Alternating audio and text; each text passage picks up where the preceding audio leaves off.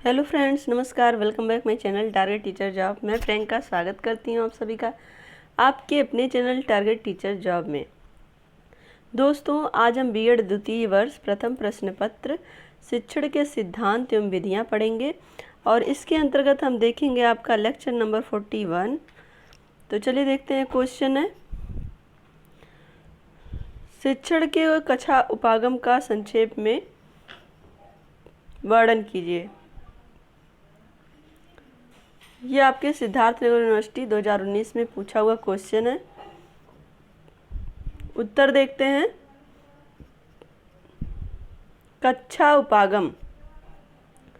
कक्षा उपागम में शैक्षिक उद्देश्यों की प्राप्ति के लिए संप्रेषण महत्वपूर्ण उपकरण के रूप में उपयोग होता है। दोस्तों, कक्षा उपागम शैक्षिक उद्देश्य, यहाँ पर हम देखेंगे कि कक्षा में जो भी उपागम, एक तरह से हम कह सकते हैं, या जो भी तकनीकी यूज की जा सकती है या जो भी शैक्षिक उपकरण यूज किए जाते हैं, उन सब में जो शैक्षिक उद्देश्य पूरा करता है वो सबसे महत्वपूर्ण होता है संप्रेषण। संप्रेषण मतलब होता है वार्तालाप, कम्युनिकेशन कह सकते हैं। शिक्षक और छात्रों के बीच एक वार्तालाप के माध्यम से, या फिर आप कह सकते हैं कम्युनिकेशन के माध्यम से, शिक्षक अपने छात्रों को शिक्षण प्रदान करता है। इसमें शिक्षक संदेश का स्रोत, अपना संदेश देने वाला व्यक्ति तथा छात्र संदेश ग्रहण करने वाले होते हैं। यहाँ पर जो शिक्षक होता है वो संदेश देने वाला और व्यक्ति होता है, तथा जो छात्र होते हैं वो संदेश ग्रहण करने वाले व्यक्ति होते हैं। संप्रेषण यहाँ पे क्या हो रहा है, शिक्षक के द्वारा दिया जा रहा है और छात्र उसको ग्रहण कर रहा है। जहाँ तक संदेश का प्रश्न है, यह संदेश पाठ्यक्रम की विषय वस्तु से या सहगामी क्रियाओं से संबंधित होता है। जो संदेश होता है, जो भी व्याख्यान होते हैं, जो भी बातें होती हैं, वो पाठ्यक्रम से रिलेटेड होती हैं और कह सकते हैं पाठ्य सहगामी क्रियाओं से संबंधित होती हैं। शिक्षक छात्रों को विषय वस्तु या प्रकरण स्पष्ट करने के लिए शिक्षण संप्रेषण में शाब्दिक अशाब्दिक दोनों ही प्रकार का संप्रेषण का प्रयोग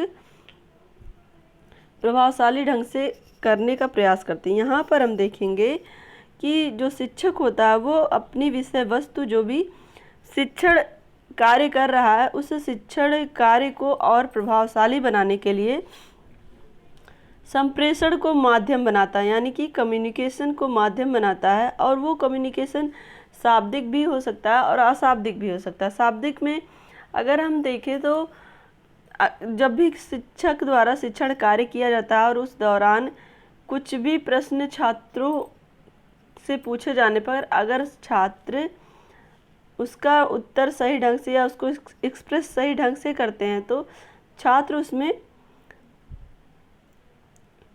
शाब्दिक रूप से या अशाब्दिक रूप से यहाँ पर शिक्षक के द्वारा छात्र को बताया जाता है। किसी भी तरह से यहाँ पर शिक्षक अपने शिक्षण विधियों के माध्यम से अपने जो भी शिक्षण कार्य होते हैं उसको सही ढंग से प्रभावशाली बनाने के लिए शिक्षण कार्य करता है, जिससे उसका शिक्षण सफल एवं प्रभावशाली बन जाता है। यहाँ पर हम देखेंगे कि शिक्षण विधियों के माध्यम से, शिक्षण सिद्धांतों के माध्यम से अपने पाठ को या अपने पाठ्य वस्तु को सही ढंग से प्रस्तुत करता है, क्रमबद्ध तरीके से प्रस्तुत करता है, जिससे कि उसका शिक्षण कार्य प्रभावशाली बने, छात्र अधिगम कर पाएँ। खन्ना, लांबा, सक्सेना, मूर्ति के अनुसार हम देखते हैं, कक्ष में शिक्षक तथा छात्रों को एक साथ मिलकर कार्य करने के क्षेत्र में संप्रेषण एक प्रमुख साधन के रूप में कार्य करता है। कक्ष में शिक्षक तथा छात्रों को एक साथ बंधे रहने में, उन्हें प्रभावित करने में संप्रेषण अहम भूमिका निभाता है। यहाँ पर हम बात करें तो शिक्षक के द्वारा जो भी शिक्षण कार्य किया जाता है उससे संबंधित जो भी समस्याएं आती हैं, शिक्षक अपने संप्रेषण के माध्यम से उसे भी क्लियर करने की कोशिश करता है, जिससे छात्रों का अधिगम अधिक से अधिक हो। और यहाँ पर संप्रेषण के माध्यम से शिक्षक और छात्र दोनों एक दूसरे को समझते हैं, और कह सकते हैं कि संप्रेषण की अहम भूमिका होती है छात्र शिक्षक वार्तालाप, छात्र शिक्षक की जो शिक्षा के उद्देश्य हैं उसको पूरा करने में। शिक्षा सैद्धांतिक रूप से शिक्षण हेतु अपना पाठ योजनाएं बनाता है। यहाँ पर हम देखेंगे जो शिक्षक होता है वो सैद्धांतिक रूप से शिक्षण हेतु अपनी पाठ योजनाएं बनाता है। यहाँ जो शिक्षक होता है वो अपनी क्लास को अटेंड करने से पहले पाठ योजना बनाता है, जिससे कि उसका जो शिक्षण कार्य है वो प्रभावशाली बने और क्रमबद्ध रूप से, सुसंगठित रूप से वो अपने शिक्षण कार्य को कर पाए। शिक्षण विधियों, नीतियों, प्रविधियों आदि के प्रयोग पर विचार करता है और अपने विचार तथा योजनाओं के अनुसार शिक्षण हेतु इन्हें कार्यान्वित करने में संप्रेषण का प्रयोग करके छात्रों के विषय वस्तु समझाने में सफलता प्राप्त करने का प्रयास करता है। यहाँ पर हम देखेंगे कि एक शिक्षक अपने पाठ्य वस्तु को सही ढंग से छात्रों का अधिगम हो, तो इसके लिए वो अलग अलग शिक्षण विधियों का यूज करता है, नीतियों और प्रविधियों का यूज करता है। और इस तरह से ये अलग अलग तरह के टेक्निक का यूज करते हुए वो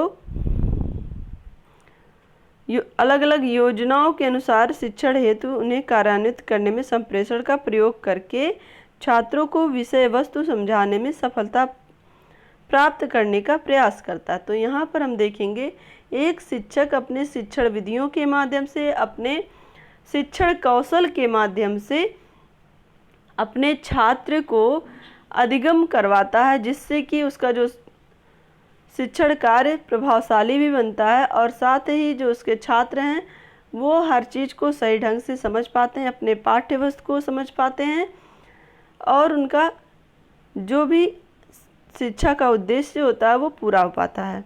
तो दोस्तों आज के लिए बस इतना ही। अगर ये वीडियो आपको अच्छी लगी हो तो एक लाइक करिएगा, अपने दोस्तों के साथ शेयर करिएगा और चैनल को सब्सक्राइब करना मत भूलिएगा और बेल आइकन को भी प्रेस कर लीजिएगा। इसी तरह से खुश रहिए, मस्त रहिए। हमसे जुड़ने के लिए धन्यवाद।